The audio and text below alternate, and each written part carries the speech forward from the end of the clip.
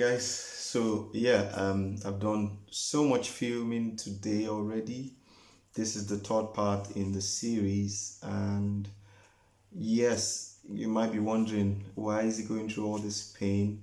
Um, I know that a lot of people seek these kinds of information, and the best way I can help is to share my own experience, like I said in the first video.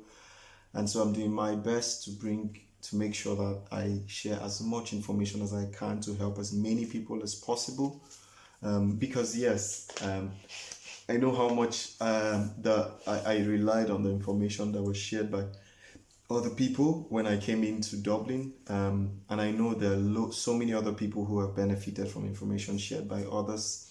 So I'm doing my best to contribute to the body of information that helps people coming in from Nigeria to be able to settle into Dublin and in extension Ireland for their studies, especially for a master's degree.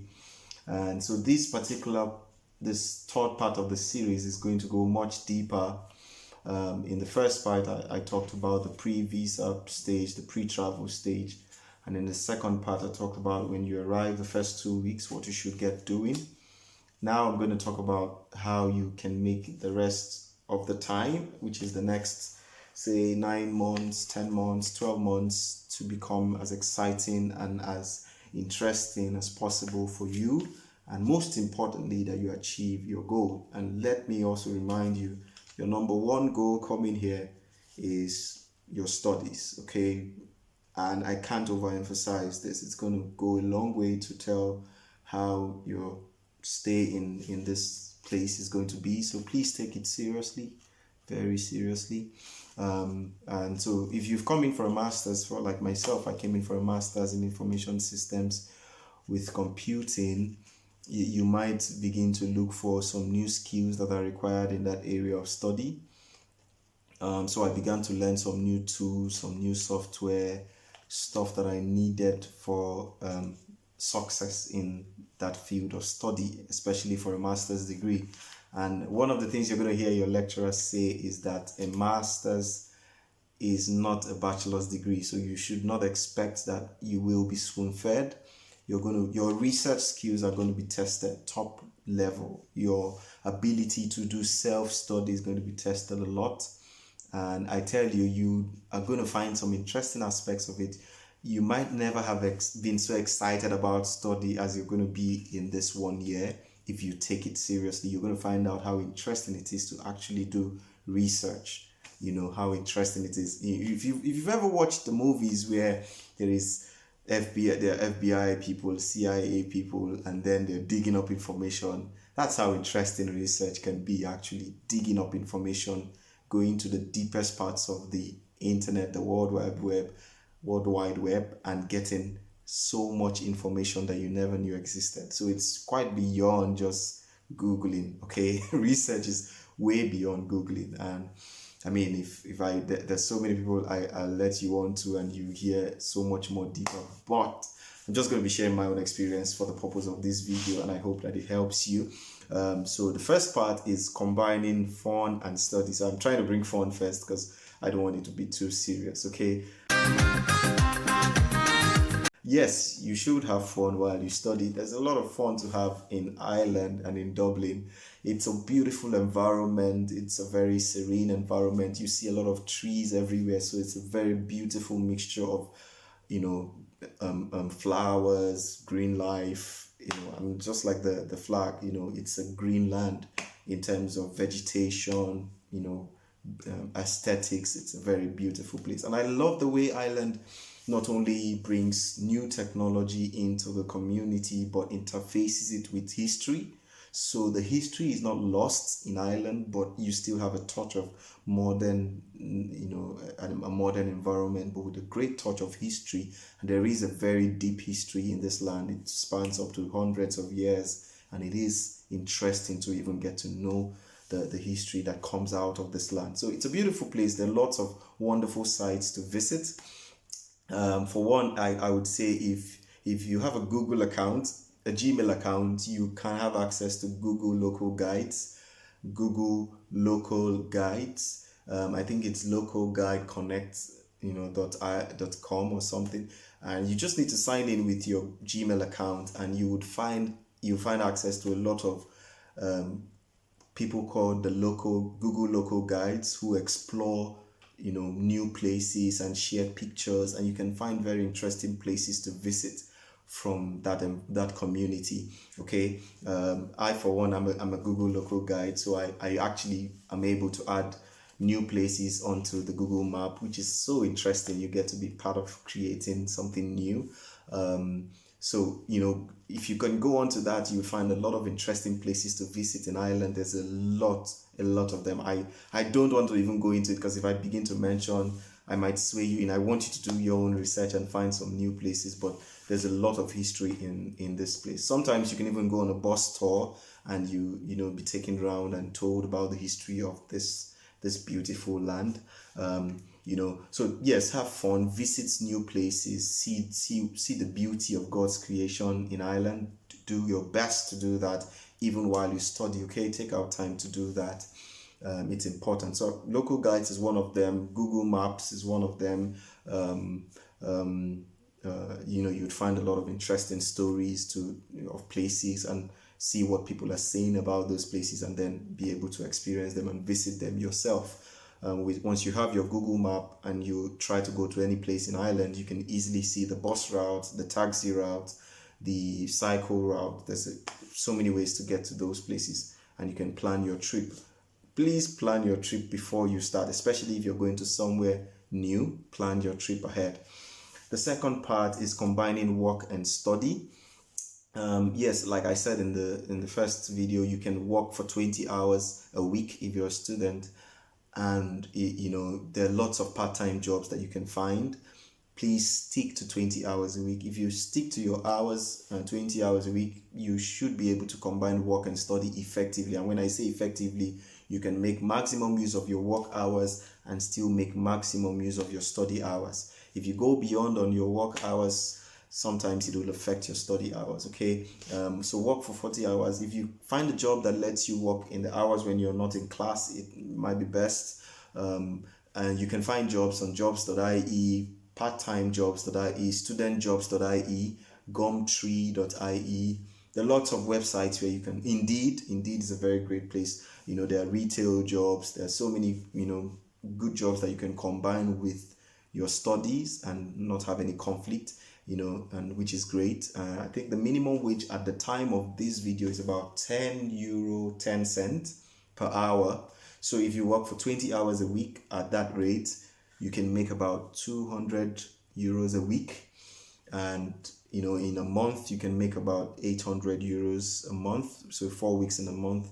And if your accommodation is 400, you can have about €400 extra for other bills or upkeep. So at least you can be able to sustain yourself even while studying in Ireland. Okay, you can make use of the libraries for your studies.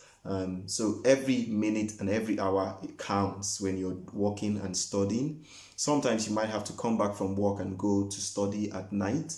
Sometimes you might have to juggle. You begin to grow into it as you go on, and you begin to find out what is important and what is not.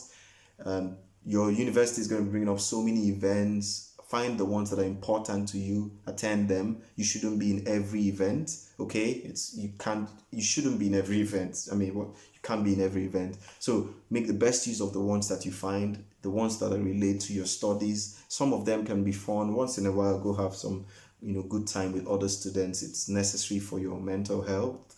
But have a good balance of the both. Okay, have a good balance of the both. Find a community. Okay, there are lots of communities in Ireland. A good place to find them, if you download an app called Meetups, you can find so many communities for any interest, whether it's church, whether it's people who love internet, whether it's people who love writing, whether it's people who love speaking, public speaking. There's loads of communities on Meetups that you can you just find where they meet, and you can attend and get to meet new friends. If you're looking for a church family, there are also so many wonderful churches in Ireland. There's Dominion City in Ireland. Oh, you're welcome to Dominion City if you're in Ireland. please come and join us in Dominion City, Ireland. There's one in Dublin, there's one in Cork, there's RCCG in Ireland, there's one in Dublin, the Open Heavens family. There are so many church families in Ireland, so if you want to find one and worship there. But like I said, you're finding a community, you're finding people of like interest, you're finding building your own family here, because it can be lonely sometimes. You're coming out of Nigeria where all your family is on just one trip away, and then you're coming to a place where you might not know so many people, and even if you know so many people, they might not be so just around you. So it's important you begin to build your own community. This is what will help you in building a life here when you come in. And then the other thing is preparing for your dissertation. Preparing for your dissertation can be so interesting. So if you have an area of interest already, what I would say is, if you go on to Google Scholars, if you go to Google, just search Google Scholar and begin to search different academic papers in that area of interest. Okay, so it's very interesting it's very important that you work on something for your dissertation that is an area you intend to work in after studies. So for me, I was working in telecommunications in Nigeria, and I began to have great interest in 5G technology. Yes, the 5G technology. And I was already having so great interest in it even before I came for my master's. So I knew I wanted to do my dissertation in that area. So from the start, I was already searching dissertation and research papers by other people in 5G and reading up. I was finding meetups or events on 5G and attending them, whether through LinkedIn or through meetups, and going to those meetings and hearing other people talk about 5G. This helped me build a concept for what I really wanted to work on. So I wanted to work on latency.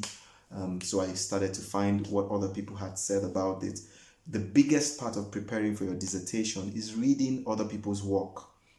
And that's what you do when you go on Google Scholar. Find other people's work. And this, I'm talking about, the first month or first 2 months of your master's degree. This is what you should already start doing. So find other people's work in the areas that you have. If you have 1 or 2 areas, still read up on all those areas. It would help you to narrow down on what you want to work on. And why do I say so? In your first semester, you're already going to be submitting a research proposal. So you see that a master's doesn't really give you time to balance in and find what you want to do. It's expected that you already know what you want to do. So begin from the first month to find out what you want to write your dissertation on. Why do I say so? You're going to learn courses in class and write exams, and all that work is going to make up about 60% of your grade, 60%. And the dissertation is going to make a whole 30% of your grade. So you have 3 semesters in your master's. First semester courses and the second semester courses. First semester 30%, second semester 30%, and the final semester there's no exam, it's just dissertation for 3 months. So it's a big part of your work, but you need to start preparing for it from the first month that you come in.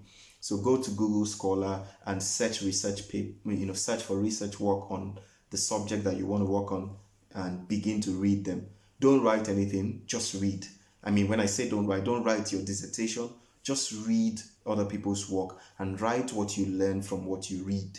Okay, it will help you build a great concept around what you want to work on and give you confidence to be able to defend your research proposal. And so once you begin to go through this research work or papers, it would help you know how much work you have ahead of you for your dissertation. And your lecturers are of course there to guide you, and it will help you begin to ask very intelligent questions right from the start. So you begin to ask questions already in the build up for your dissertation. And yes, if you can get an excellent grade in your dissertation, you sure are on the path to making a very excellent grade as well in your master's degree. So yeah, hit me up if you have any questions on this. There might be a lot of questions on this aspect because a lot of people get confused when it comes to dissertation. It's a new ball game for some people, a new learning environment. So please share your experience. What was your dissertation time like? So for some people, that's the time when they go blank, like they're not on any social media because they don't want distraction. they're just blank from the world and they're concentrating. For some people, they're still having fun. So let me know, what was your experience? Did you mix up fun and study? Did you mix up work and study and fun? How well did you mix all this? But your success in this 1 year is going to come from in a great deal from how well you're able to plan. Okay, your master's degree or the studying abroad is like a project. It's not just an experience, it is a project. Some people just take it as an experience. Oh, I'm in a new place. Oh, I'm in a new city. I want to know everything. I want to get to meet new friends. Yes, that is good. But remember that it is also a project for which you need to successfully finish. Okay, so when you look at it as a project, then you begin to plan, then you begin to make the right choices. You cannot, to be honest, you won't miss out on anything. When you finish your project successfully, you'd have a lot of time to still have fun, but you have just 1 year to get your master's degree and get it good. And I wish you success. I want to hear your story. Please share in the comment section, and also feel free to subscribe to this channel. This is the Value Channel, and I hope that this has added great value to your time in Ireland. And if you're in Dublin, feel free to hit me up, and if you want to meet up, I'll be glad to. Thank you very much. All the best.